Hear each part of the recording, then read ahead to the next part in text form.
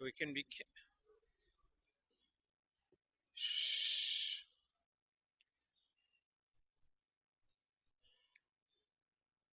We'll begin, as is customary, with recitation of the Tillim, or chapter of Psalms. Most of you might have the books with you, and you could turn to page 196, 197. On the right side, the words are in Hebrew, and on the left in English, so you could say it along with me as I read it. Page 196 on the right, 197 on the left. Tfilah l'Moshe ish ha'Elohim, Adonai moin ato yisalonu v'der v'der, v'terem horim yuladu v'atechel eres v'sevel, melam adelo ma'ato el, toshev ish adako, v'atem eshuv v'nei adam, ki elev shonim beinecha ki mesmer ki yaver, v'ashmuro v'aloilo, zram tom shenu yiyu, abeke kachotze yachlev, Abeki yotzitz v'cholof l'rimei l'el v'yavesh, ki cholinu v'yapecho v'chamos chonifonu, shat avenisenu l'negdecho, alumenu l'mepanecho, ki chol yameinu panu v'evrosecho, klinu shonenu k'mehege, yimei shnesenu v'hem shivim shona, v'miguresh menim shona v'rabam amal v'oven tigos kish vanufo.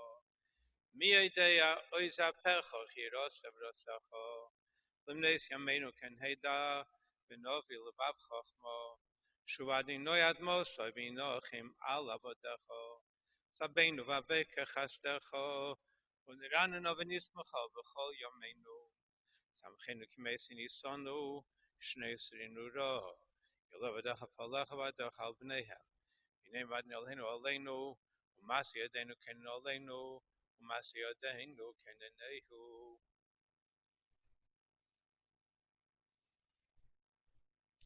I mentioned that there is a custom to read not just when a person passes, but during the lifetime, to read the chapter of Tehillim that corresponds in number to a person's years, a person's life. And Doris lived, she was 95.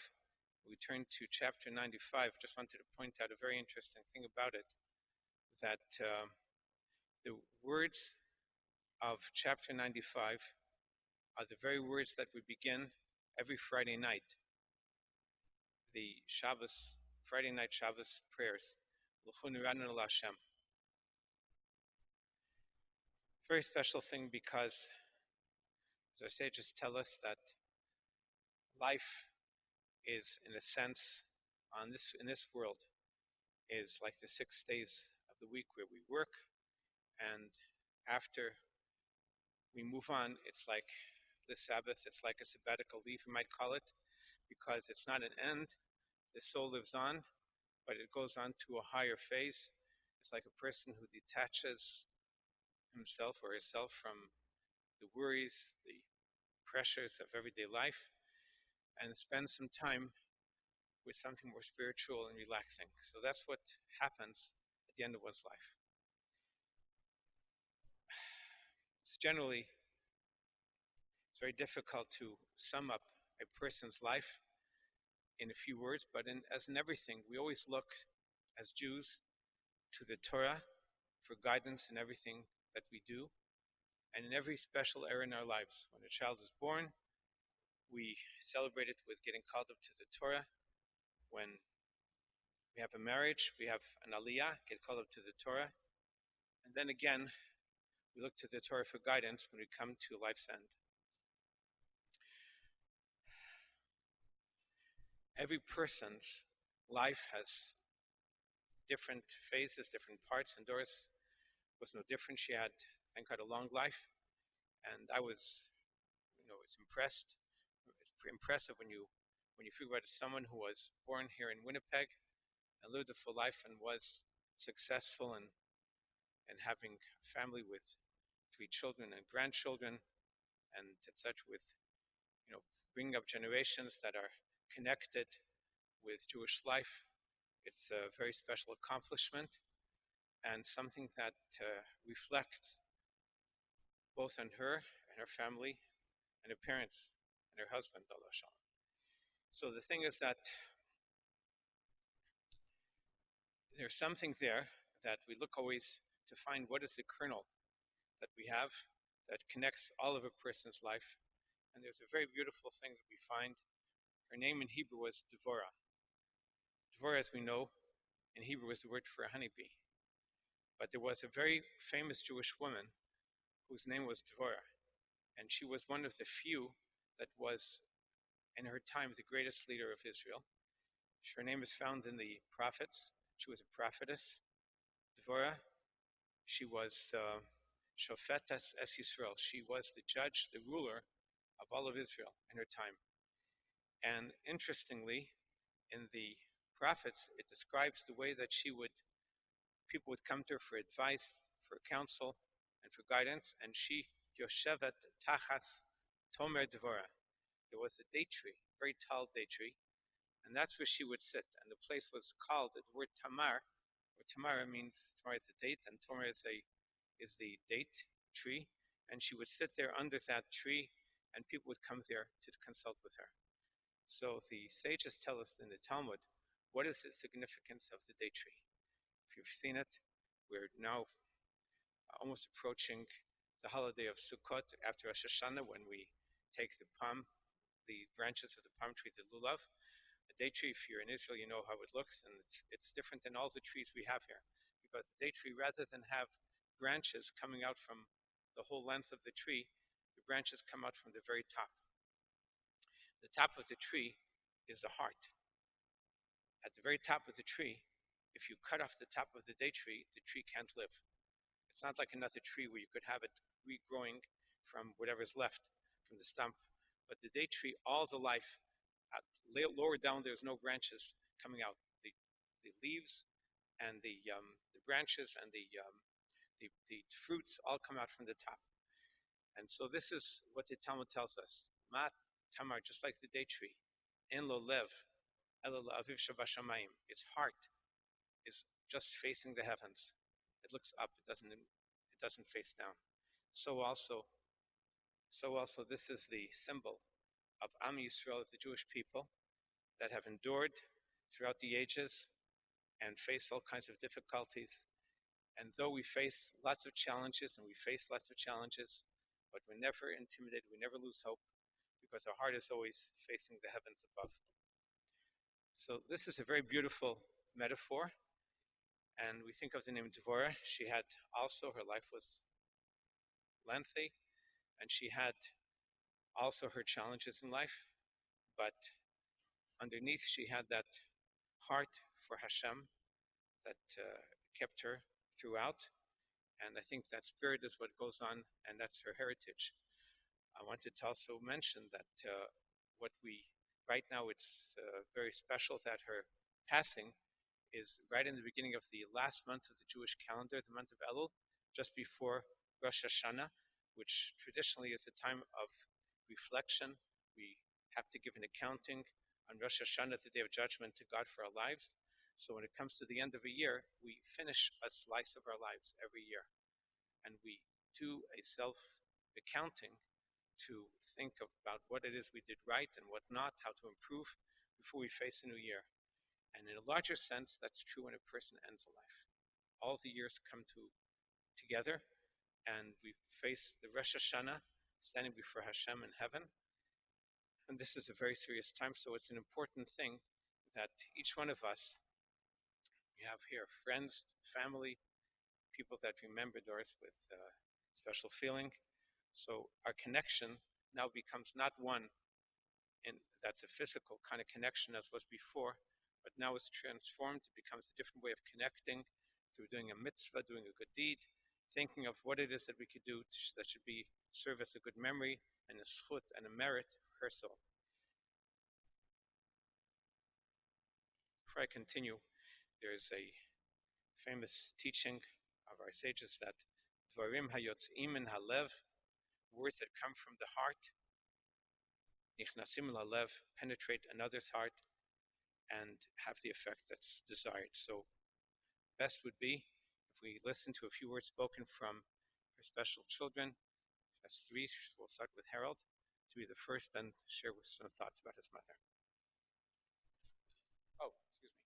Will, going from the youngest.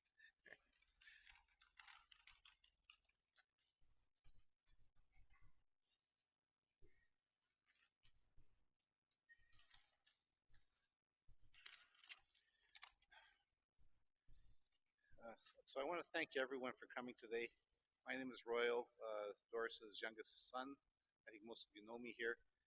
Um, I want to say that my oldest son Daniel is in Spain right now, and he sends his deepest sympathy, and regrets he can't be here. There's no way he could have caught a flight in time. So I have many memories of my mother, and today I'll share a few of these with you. It's actually there's so much things I wanted to say, and I've just tried to narrow it down to a few thoughts, and just know that there's so much more in a person's lifetime, and a lot of this has been really a time of reflection for me. I guess death is that a time of reflection. So to describe my mother Doris in a few words, she was a sharp, witty, and clever woman. I remember one time starting a sentence with the word if. Doris, my mother, immediately cut me off and said, "If is a small word with a big meaning." And I have to say, I thought about that, and I have always remembered that lesson because it really is true, and I guess it's a lesson learned. Um, we always had Jewish food in our home. Her personal recipes included kasha with a shell noodle that was just incredible. I just loved it. The closest I've found to that flavor is a Guns Bakery with their kasha knishes. And anyone who's grown up with buckwheat dishes, they'll be able to attest to that. But I certainly enjoyed them. My mother made a fried rice, which wasn't Jewish, but it was one of my favorites, and I think in our family. Her potato latkes were very tasty and still a family favorite that my wife continues to make today. My mother's kugel was an acquired taste. And let me be more specific. To those of us who grew up with my mother's kugel, there was nothing better, and we eagerly awaited the next batch. But to some, uh, for some people, for some reason, if they hadn't had the kugel before and were having it for the first time, for whatever reason, they didn't like it. I still can't figure out what was wrong with them, but it was because it was such a tremendous dish. But I guess the acquired taste. Um, Doris was in several groups that played mahjong, and she also liked bowling. And as a bowler, she had some trophies. So I assume she was somewhat accomplished, although I'm not sure. But these are some of the things she did in life. When I was younger, I always looked forward to the family road trips to Detroit Lakes and Devil's Lake in the summer. We also went regularly to Winnipeg Beach, often to our friend Mona and Alvin's cottage. Mona and Alvin were their closest friends. As I got older, my mother and father instead went without me. And I was the young one. My brother is 12 years old. My sister's 12 years older than me. My brother 15 years. So I was the only one. But they then started going without me on winter vacations and places like Mexico or Hawaii and anyway, some very and came back with very good memories. I had interesting memories being alone, and Mona would often have me for supper, and Doris Derbitsky would have me for supper while I was away, and people would check on me, and all of that. So it was rather interesting to have some independence at that point in my life. Uh, Doris enjoyed music and cherished all the musical shows that she saw on television and that she could see. Weekly, she would always listen to Lawrence Welk, and I would always try and get away from that because Lawrence Welk wasn't my thing, being a young kid. But she sure loved Lawrence Welk, and there was no question that when Lawrence Welk was on, the television was hers. My father couldn't have it, I couldn't have it. It was hers, and she just loved that. She also liked going to Rainbow Stage. So all things music really describe my mother. She liked to draw, and she was quite good at drawing. She would often draw women, but it was amazing anyway the quality of the result. She made several needlepoint pictures that were hanging on the walls in our house. So these are memories of my mother that and it talks about the person and what was important to her. My parents had many friends.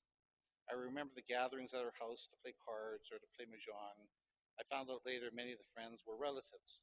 You know, and I was quite surprised at that as I did a family tree. And these included people like the Lakovetsky's, the Wolodarsky's, the Chachanovs, and I shouldn't forget to mention Pete Littman, one of my father's uncles, and he was very close. And I kind of understood he was a relative. Um, and there were many other friends, just too many to mention, but I'll mention there were the Bocots, the Tenenbaums, the Singers, amongst many others. Uh, and I mean many, many younger others that I just feel sad that I haven't mentioned here. My mother's side of the family was the Flums, and the Derbitskys would go weekly to her brother Jack's home with Thelma and see my cousins Martin and Corey, and I always look forward to those visits. Uh, and and we were also close to Doris's cousin Mildred and her husband Morris, a little more distantly, but we're very close to them. And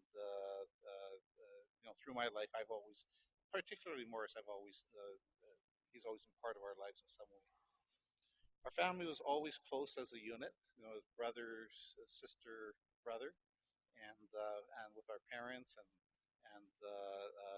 with our cousins, with our aunt, with everyone. We were all very very close. With Jim, my brother-in-law, and so we've all it's just something to talk about how some families I see in my industry as a financial planner, I see some families just don't get along, and the conflict is intense. And we've been very lucky that hasn't been our situation. We've gone along tremendously. Um, we would always get together as a family for Sunday family gatherings. And initially I think that was probably at Thelma and Jackson. Then when Jack passed away, whatever reason, I know we started doing our own. And so at these gatherings we would go for supper either at a restaurant or at one of probably at my parents' house, and always cards was involved afterwards because we were a card playing family, and certainly that was if you were to characterize our family as the one aspect that you could say is certainly cards. My father loved it, and my mother did as well, and so certainly that's part of what defines us, I guess, as a family. Why we're all pretty good at math for whatever reason. In some ways, a special connection with Doris, my mother, started when our father Charlie passed away, and that's been 15 years now. He's passed away. You can't hear me? Okay, I'll move this a little closer. So it's been 15 years since my father passed away, and Charlie played a very important role in all of our lives. And I can say certainly on behalf of the family, we miss him dearly, and I know he's here with us today as well. And I'm proud to see his children grown up and grandchildren, and uh, and really, my father, when he was alive, he was the center of the family, and and it was amazing how many people would talk to him before his passing. But with his passing, my mother became the center of the family, and the role changed very much because we had to care for her, and I mean the stories that go involved. I mean, she was really quite independent, but especially initially, that became less so later. But I mean, the stories are abundant, but I won't be talking about those stories here. But my brother and sister and nephews and nieces would come in from Vancouver specifically not to see me, but to see my mother. Or perhaps on their way. And so really, every moment was cherished. After the fact that she was alive, and initially, uh, well, I should say, sorry, almost 10 years after my father passed away, Doris was 90 years old and could no longer look after herself. As a family, we agreed based on the advice given to us that she needed to go to a nursing home or a personal care home, and so that happened. So she started at Deer Lodge. That was the first place she got placed, and I just felt lucky to have her at Deer Lodge, and the care was exceptional. I have to say. I mean, there were some challenges but the care was exceptional. She was there for 6 months, and then it was time to move to a permanent spot. And but Deer Lodge, at that point, they were promising to keep her there, but then they were under renovations. She would have had to go from ward to ward, and so it was recommended she be moved to another facility, and which I was hesitant to do. But then they called me the next day and said, there's a spot at Riverview, and I knew Riverview to be a good facility. And for whatever reason, the care system was very good to my mother, and I just said, you know what, I'm going to take that spot for her. I'm going to let her have that spot. And so then she was in Riverview, and I'm so pleased that we made that choice. And I always count my blessings that somehow fate brought her to these two fantastic facilities, and she was well looked after by the healthcare system in Manitoba. After hearing so many things because that we hear about healthcare, and wondering, and I just say, at least I've been blessed. My mother's been, more specifically, my mother's been blessed.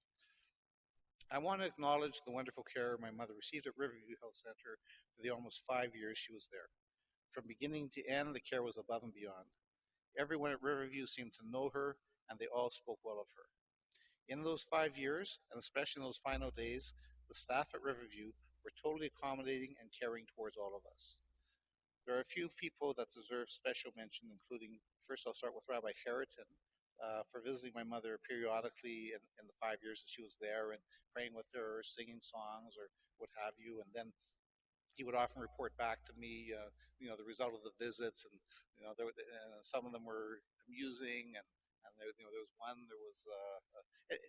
there was an individual that created a little commotion, but in any case, I always appreciated that, and then in the final days, we flew back um, on Thursday from a vacation that we cut short, and Rabbi Harriton came, and my sister came in on Friday. And Rabbi Harriton came to the Riverview and did prayers, and my two of my sons, Kyle and Ryan, were there because they're here in the city, and we did tefillin, Kyle, Ryan, and myself, and some prayers, and he left us some prayers to do, and he gave us some guidance.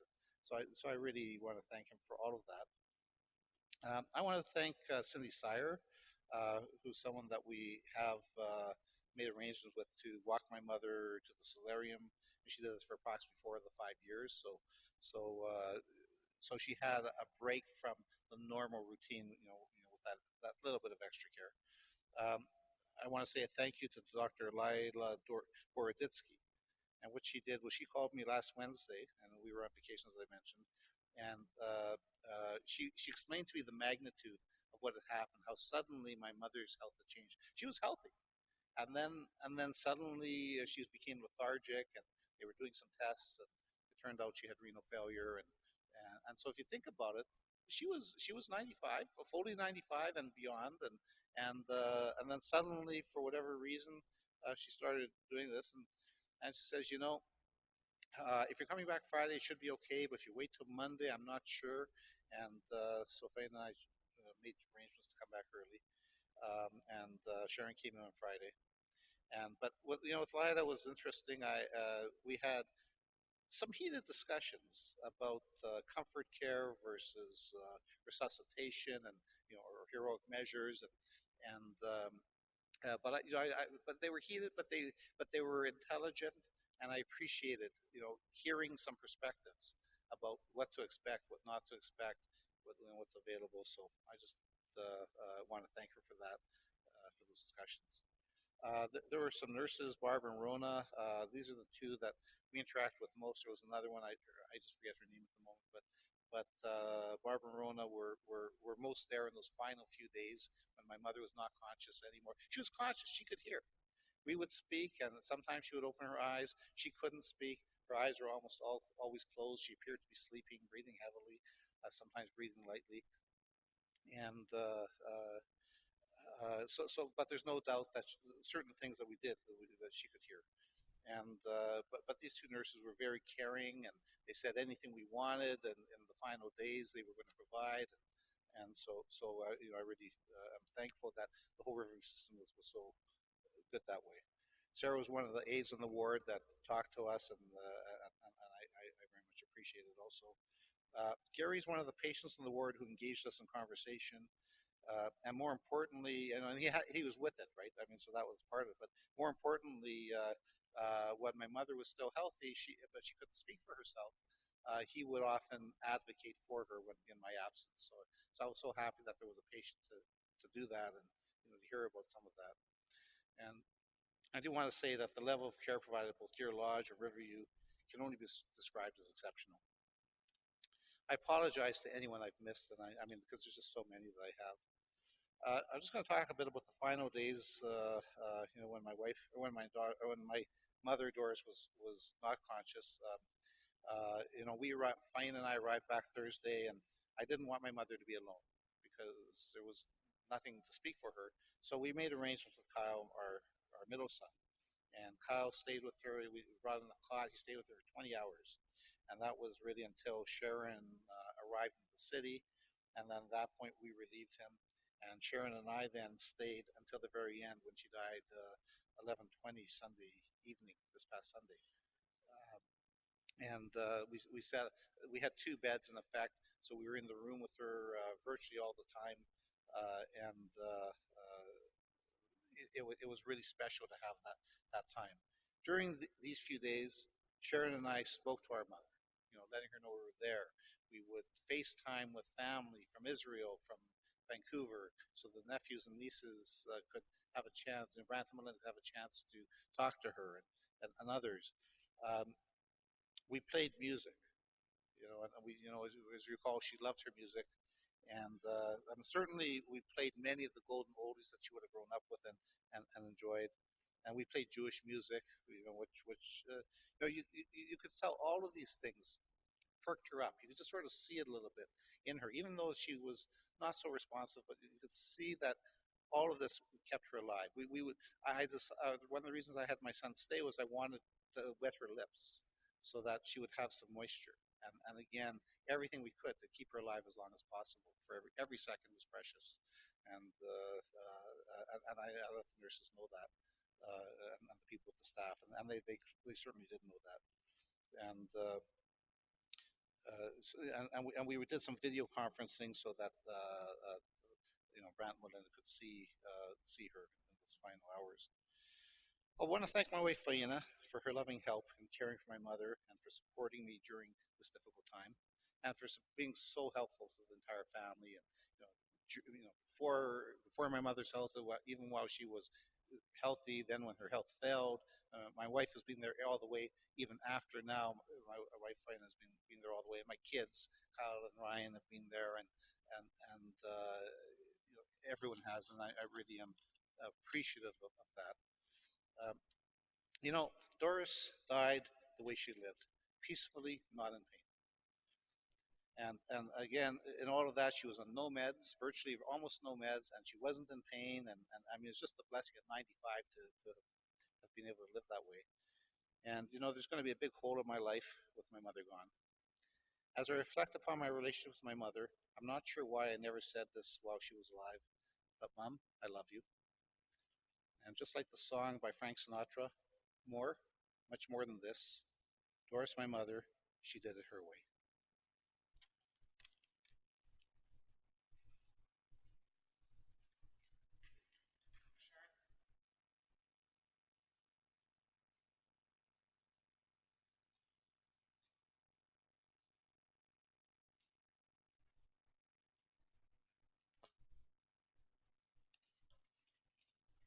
My daughter in Israel is going to be listening to this.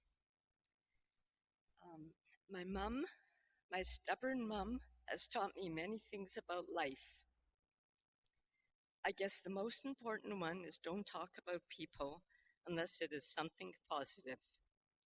I remember the words very clearly. Unfortunately, I didn't always listen to those wise words. My mom saw life through rose colored glasses and saw life and people differently than the average person. Her attitude changed when her sickness took over her.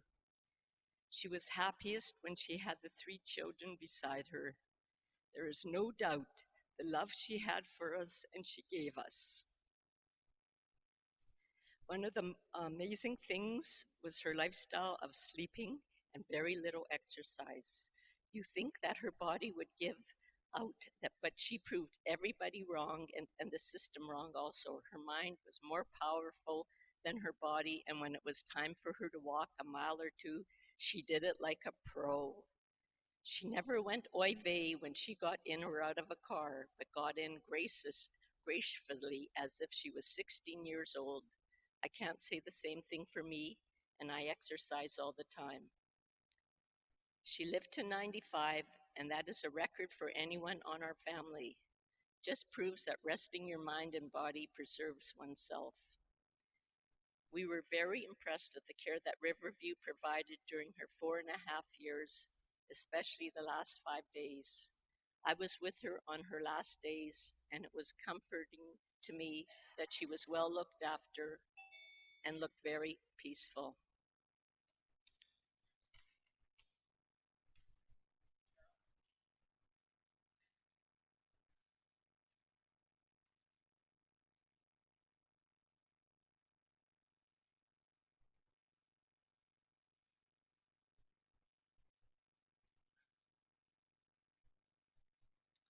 Uh, Before I start, I'd also like to say that my three kids, Carrie, Andrew, and Nick, send their love to everyone here.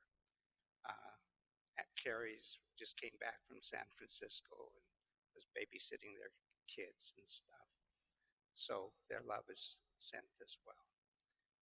Uh, I'm going to try and give you a picture of what I saw with my mom.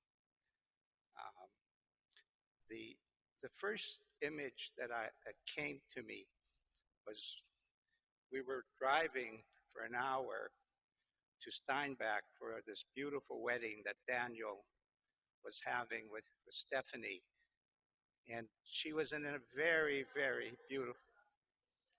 Who? Oh, Michelle. That was his first wife. No, no.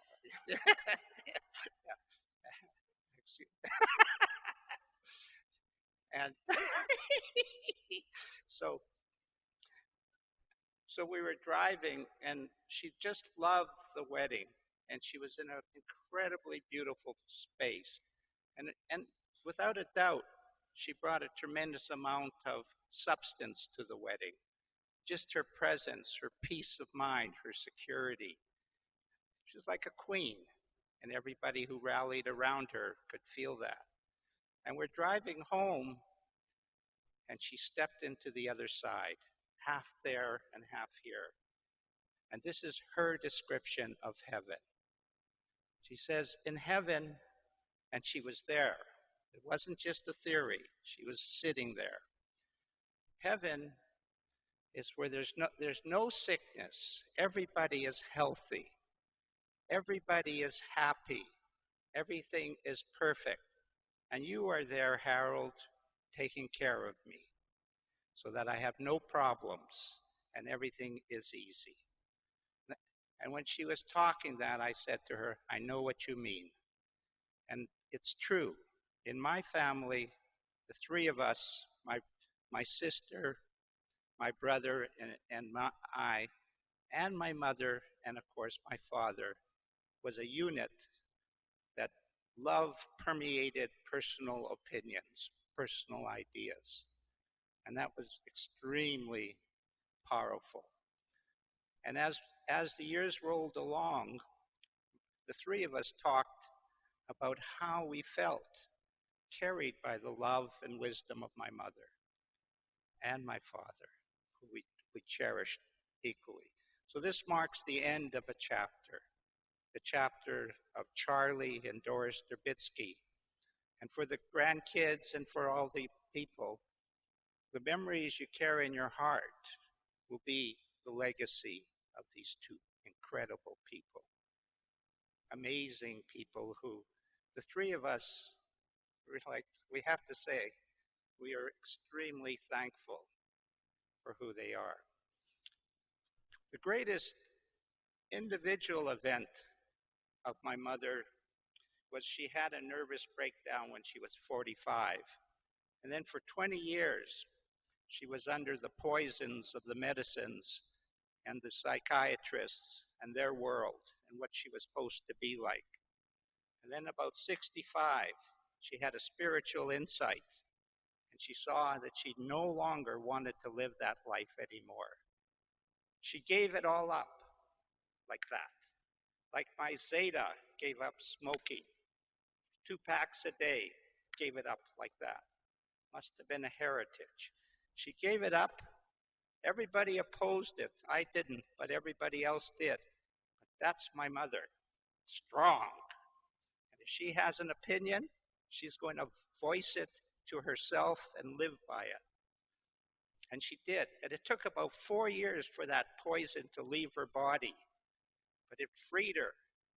It freed her to live to 95. And what's amazing is she got better and better and better as a human being. Just more and more fantastic. And I came up growing. This is very interesting. I was growing with a prejudice against my mother and a praise of my father. That was what I left home with. My father was the king, and my mother was an undesirable person.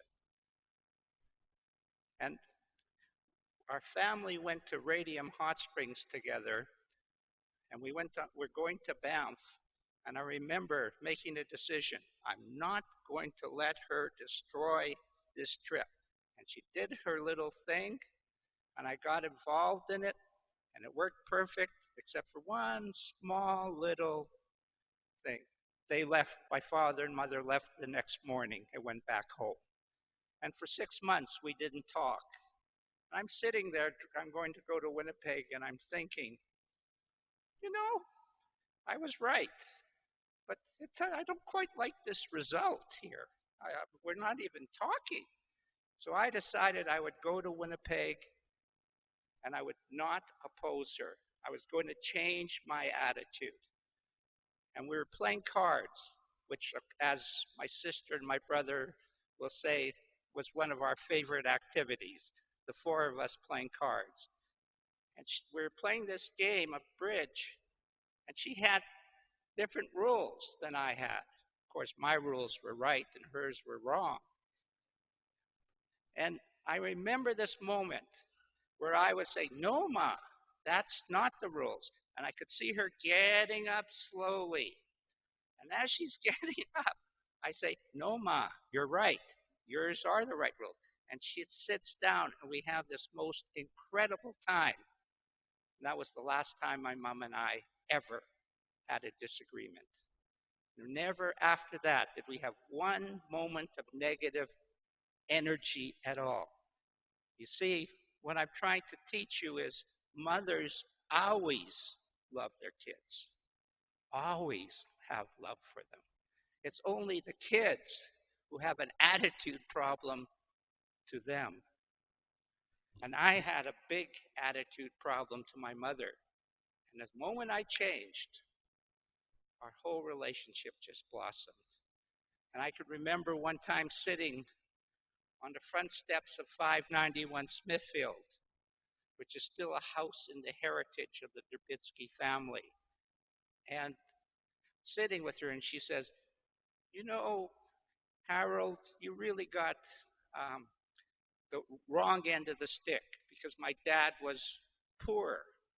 And then later on, when Royal was born, money came into him to a degree. And she said, you got the wrong end of the stick." And I said, "No, Ma, I got the best end of the stick because I got the love of Dad before he got obsessed with money." And she said, "I know what you mean." She could feel. My mother was a very feeling, deep, spiritual human being who lived her own life. I really, really loved it. And she grew. People get older, and usually they don't grow. But my mother grew more and more and more gentle, more and more beautiful, more and more peaceful. And the moment came when my father moved on. How did she see my dad? You notice how my sister talked about her. She always saw things with pearly eyes. She saw him as a king. She could only remember the incredible, beautiful feelings they had together, the incredible sharing they had together. And I asked her, "How did you pick that?" And she said, "Well, I was very beautiful, and she was extremely beautiful when she was younger. And I had a lot of suitors, and Dad came. There was something special about him. He was a better person than the others, and that's who I chose. My mother chose wisely, and we could certainly attest that my dad was an incredible human being. That was an especially beautiful thing. And then as he passed on, we kind of wondered how she would do. And we had ideas, but she had ideas too. And it turned out her ideas won out. Not only was she totally independent, but she never created one problem for us. It was so easy being her kid. I'm not saying there weren't details and so on, but she lived on 591 Smithfield totally independent. And was she peaceful? She was so relaxed in her own company. Now, I want to emphasize in the native way of wisdom, the evaluation of that, this might be interesting to you. The evaluation of wisdom is the ability to live with your own company in the quiet of your own mind. And my mother had that. I'm going to try and depict her positive attitude to life. This is a metaphor or a story. It's not a Jewish story, but it's a story. Yeah. And in this island, say Newfoundland, this very nervous woman had to go to this little island, and the waves were big.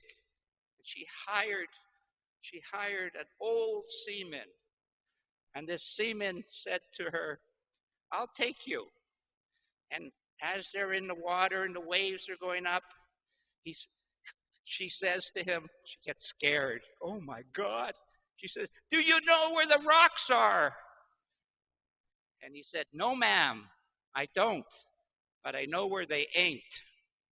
That was my mother. She knew the way around the rocks. She didn't bother analyzing and judging things. She was simple, positive, easy life. And without a doubt, one of the greatest feelings that I saw was at the nursing home. Everybody was frowning. Everybody was looking like they were having a lousy time, except my mom. She had a golden smile, and they talked about that, how she was their favorite. My mother, who I thought was an ornery son of a gun, was their favorite. How could that be? How could she be the smiling person? It was her way of seeing life, and she did live a golden, golden life. And I want to share with my final image to you. In my last trip, which was just a month and a quarter ago for her birthday, I was in the car with her, and we were driving together. And I looked at her, and I said, "This is the greatest mother in the universe. She is so content, so peaceful with me. I could not ask for more." And my heart poured out more than it had ever poured before, because this was a great woman, a great human being. And like Royal said, I and my sister, we loved our mother.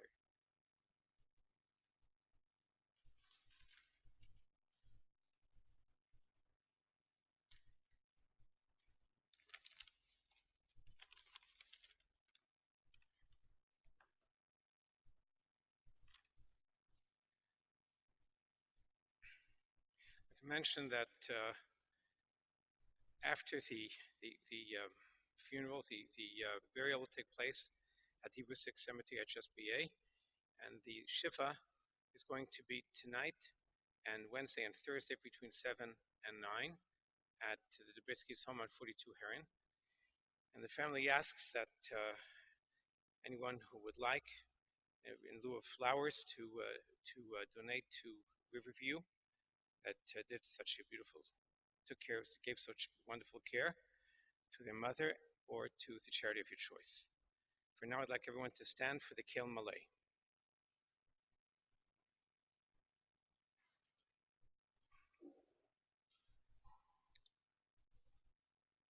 El Malay Rachamim, Shechein Mireimim, Amse Menucha Necheno, Al Kanfei Hashchina, B'Males Gdei Shemutahirim, Kizer Haraki Amazirim, Es Nishmas Dveru Bas Michel Shalcha Leilama, Mavusha Yitnu Bli Nedet Stok Badas Koras Nishmasa, Gandeden Tehei Menuchoso, Lachein Bal Harachamim, Yasre B'Ses Knof of Leilamim, V'Yitzrei B'Tzerachayim Es Nishmasa, Ad Hunach Haloso, Tznuach HaMishkove V'Sholem, V'Neimar Amen. Okay, the pallbearers, please come forward.